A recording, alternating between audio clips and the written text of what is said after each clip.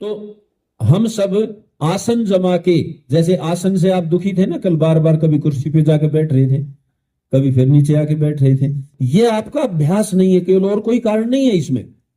यदि आप अभ्यास करने लगो रोज प्रातःकाल तो अभ्यास बन जाएगा। हमें कोई चाहे 7 घंटे बैठा ले, चाहे कोई 8 घंटे बैठा ले, हम नहीं हिलते, अभ्यास बना लिया बस।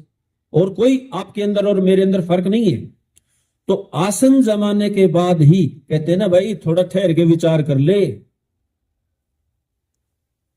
विचार करने वाले को ही मनुष्य कहते हैं, और जो विचार ही नहीं करता वो मनुष्य कहेगा। मनुष्य ये शब्द ही कह रहा है, मनन किए बिना जो एक भी काम ना करे, अर्थात विचार के बिना एक भी काम ना करे। तो बैठने का अवसर मिले तो ही तो विचार करोगे।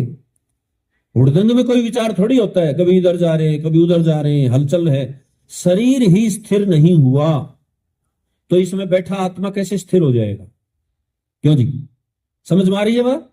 तो शरीर की स्थिरता, इसलिए आसन की परिभाषा करते हुए व्यास जी लिखते हैं, मेरे साथ बोला, बोलो, स्थिर सुखम आसनम।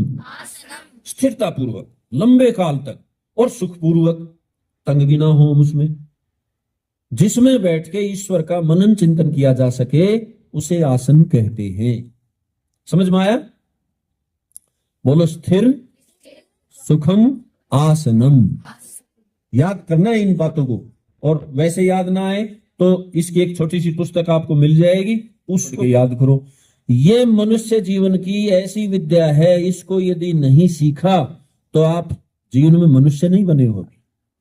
और ये सारा संसार आपको हो गई है 8 अरब के लगभग मनुष्य थोड़े ही है। यदि 8 अरब मनुष्य होते तो संसार में हुड़दंग थोड़ी मचना था, बम थोड़े ही फूटने थे, धर्म पे लड़ाई थोड़ी ही मचनी थी। धर्म तो एक ही है। ये हुड़दंग इसलिए हो रहा है कि हम मनन नहीं कर रहे हैं, विचार नहीं कर रहे हैं, हमारे पास फुर्सत ही नहीं है बैठने की। और बैठने की योग्यता ही तब आएगी जब यम नियम का पालन करोगे। अब वो पालन ही नहीं हो रहा तो बैठोगे कैसे? तो आसन जमने के बाद नंबर आता है प्राणायाम का। बोलो, किसका? प्राणायाम। ये प्राणायाम मन को कंट्रोल करने के काम आते हैं। ऐसे शब्दावली ऋषि दयानंद लिखते हैं कि प्राणायाम के करने से, बोलो, निरंतर अज्ञान अंधकार हटता जाता है और विद्या का प्रकाश बढ़ता जाता है। प्राणायाम का इतना बड़ा लाभ है, लगातार हमारे मन मस्तिष्क से अविद्या का अंधेरा छटता जाएगा और ज्ञान का प्रकाश होता जाएगा।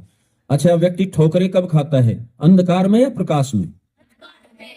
अंधकार में ठोकरें। अच्छा, ठोकरें खाना सुख का कारण है या दुख का कारण है?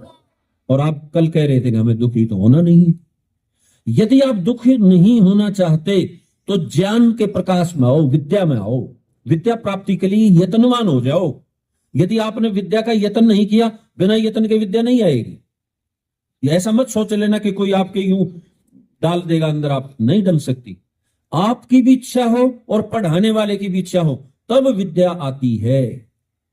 विद्या का आदान प्रदान इसी तरीके से होता है, और भारत देश में ये होता था।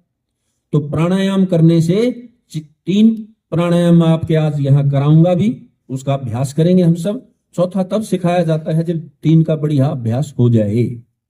इसके बाद नंबर आता है प्रत्याहार। बोलो, क्या? जैसे कछुआ अपने सारे अंगों को अंदर समेट लेता है, ऐसे ये जो बाहर की इंद्रियां है ना, ये ज्ञान इंद्रियां, ये है बहिर्मुखी। बोलो, कैसी है? बाहर से ज्ञान लेके, बाहर से नॉलेज लेके अंदर आत्मा तक पहुंचाती है। ऐसा ही करती है ना भाई। बाहर का परिदृश्य आंख ने देखा, बाहर के शब्द को कान ने सुना, बाहर की चीज को हाथ ने छुआ। ये 5 ज्ञानेंद्रियां बाहर से लेके अंदर पहुंचाती है।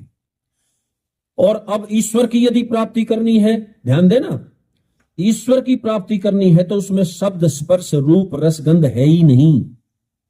तो ना उसे आंख देख सकती, ना उसे कान सुन सकता, ना उसे जिह्वा चख सकती, ना ये त्वचा उसे स्पर्श करके देख सकती। समझ में आ रही है बात? और ना ये नासिका सूंघ सकती, क्योंकि उसमें गंध भी नहीं है। तो फिर कैसे प्राप्ति होगी? ध्यान दे, परमात्मा चेतन है और उसे चेतन ही प्राप्त कर सकता है। चेतन कौन है इस शरीर में? बोलो, कौन है? आत्मा चेतन है। केवल आत्मा से ही काम चलेगा। तो इसलिए अंतर्मुखी होना है, बाहर का व्यापार बंद और अंदर आत्मा की ओर, और आत्मा के माध्यम से परमात्मा की प्राप्ति होती है। समझ में आ रही है बात? तो प्रत्याहार का प्रयोग करते समय आपका प्रयोग कराएंगे आज हम कि कैसे ध्यान किया जाए। जब ये पूरा हो जाता है तो मन ऐसा हो जाएगा, यदि आप 3 मास ऐसा अभ्यास करोगे जैसा मैं आपको कराऊंगा,